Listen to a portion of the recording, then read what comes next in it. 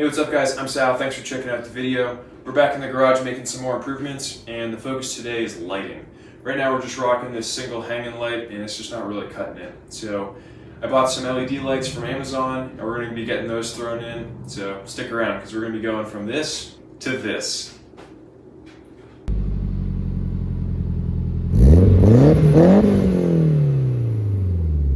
Okay, so if you haven't seen the initial house update, this is my new garage, and I've been trying to do little upgrades, just kind of clean it up a little bit. And the next big project for me is the lighting. I love having good lighting in my garage. Down in Pensacola, I installed these nice LED lights, and I figured I'd do the same up here. One of the big things that I wish I had done in Pensacola was get a warmer light temperature. I think it was 6,500 Kelvin down there, and it was really blue, like really cool light.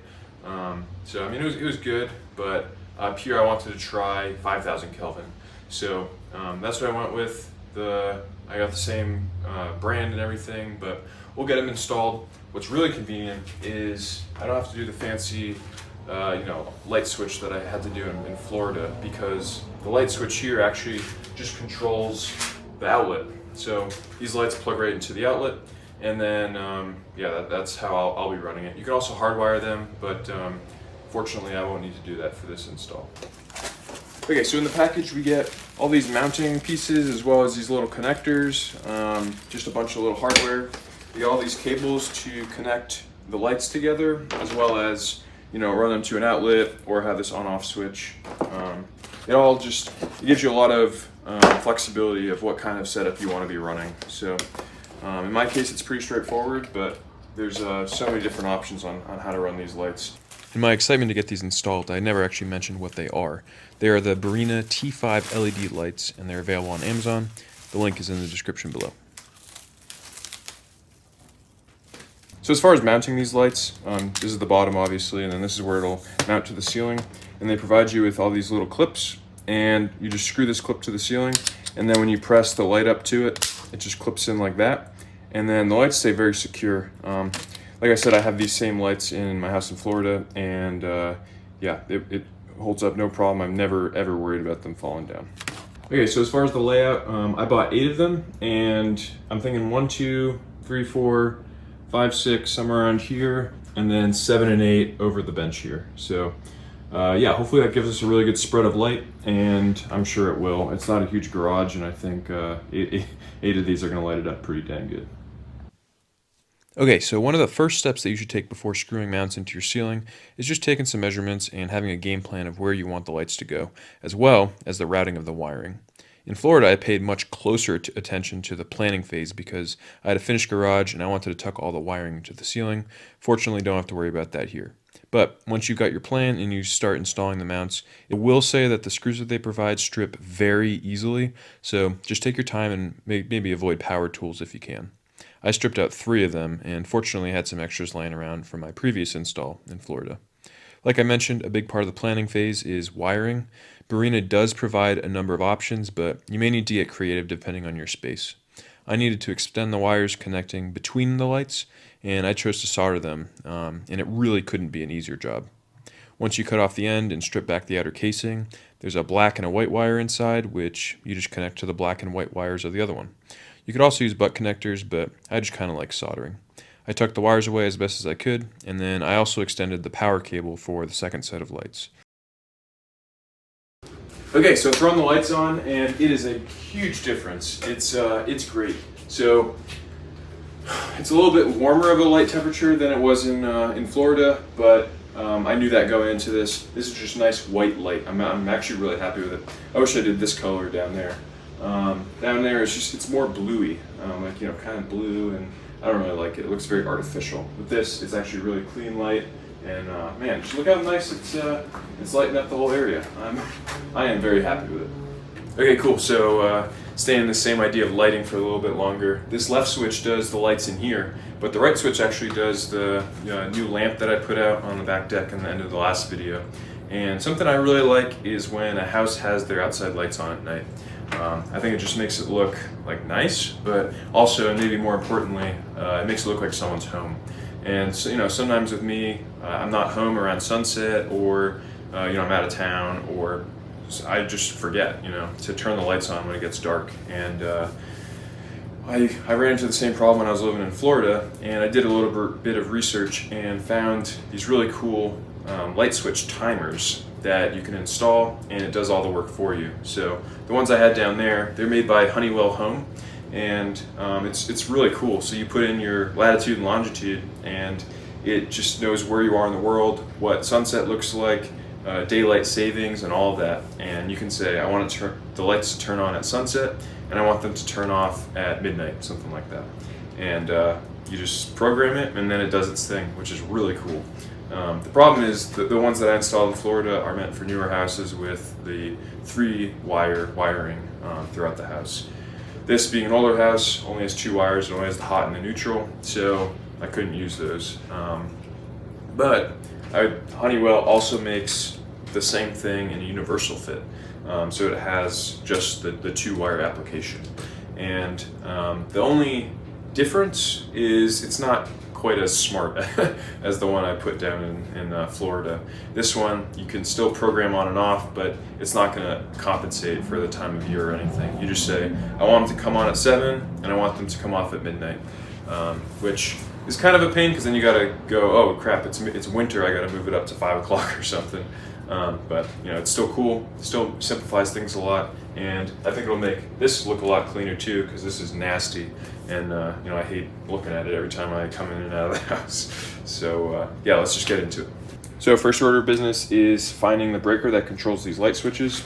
For me, it's especially convenient because it is literally a foot away, and mine is actually pretty nicely labeled. So I know that if I flip this breaker, it kills the lights in here, and yeah, so that's one way of knowing. You can also buy those testers and make sure that there's no electricity flowing through here, but I'm pretty confident that these light switches are not receiving power anymore.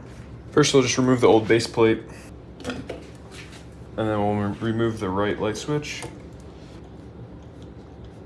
I'm also going to remove and replace this left light switch, just to keep it all fresh. I'm trying to do this throughout the whole house, just, freshen everything up, modernize it.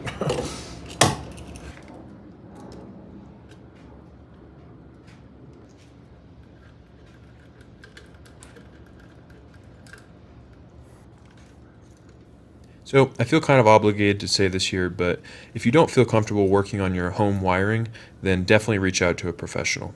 But as daunting as this may seem to a beginner, as long as you take the safety precautions to make sure that there's no power at the junction box, and then you're thorough and methodical about how you reconnect the wiring, you really should not run into any issues. There are tons of other videos here on YouTube to clarify simple switch wiring even more, and even if you happen to swap the wires or screw something up really bad, the breaker should save your butt. All that to say, I'm not an electrician, and please don't blame me if you try this and burn down your house. Anyways, here's a good before and after of the switches. I think it makes a pretty big difference.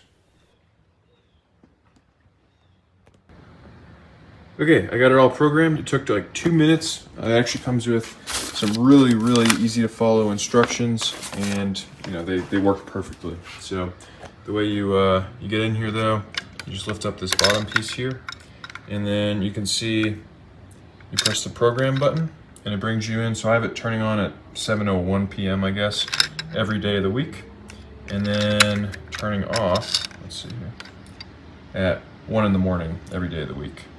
So you just do that, and then you can see it's off right now. Sorry, I'm trying to get it better here. You can see that it's off.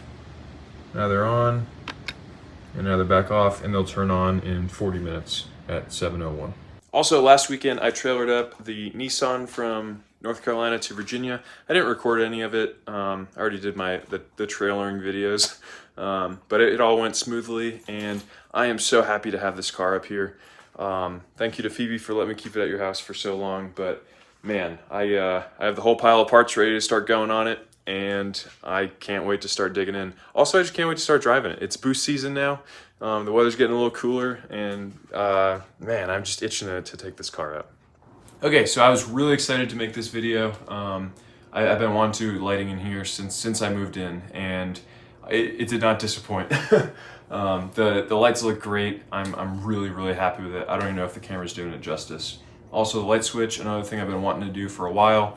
like I said, it's just something I like having the lights on outside. So having this in here, and I don't have to worry about it, is really nice. I also know I threw in the clips of me fixing the fence outside.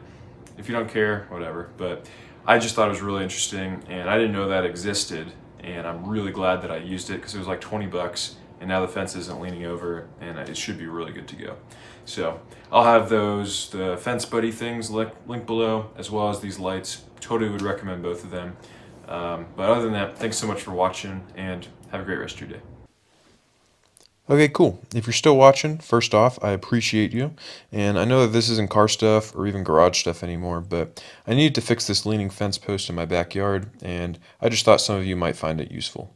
The bottom rotted out, and I wasn't sure if I was going to need to replace the whole post or honestly just what my plan was. So I did some research and found these Fence Buddy stakes on Amazon. You pound them in between the bottom half of the fence post and the cement that it's secured in. And then once you get both sides in, they're super rigid and you can just screw them into the bottom part of the broken post. I'd probably recommend using a string to hold it upright, but I couldn't find one handy and I was kind of racing a rainstorm, so I sort of just pulled on the top while I drilled the screw in on the bottom. Unfortunately, the kit on Amazon doesn't include the wood screws, so hopefully you've got some laying around or you can just make a quick trip to the local hardware store. After putting the first couple in, I was amazed at how much sturdier the fence was, and by the end I just ended up putting a screw in every hole because why not? I mean, the video shows it very well. The post is super sturdy, and I'm no longer worried that it's going to rip down the next post over when we've got a windy day coming up. So, anyways, hopefully you like this video. Thanks again for sticking around to the end so much. Thank you for subscribing, and have a great rest of your day.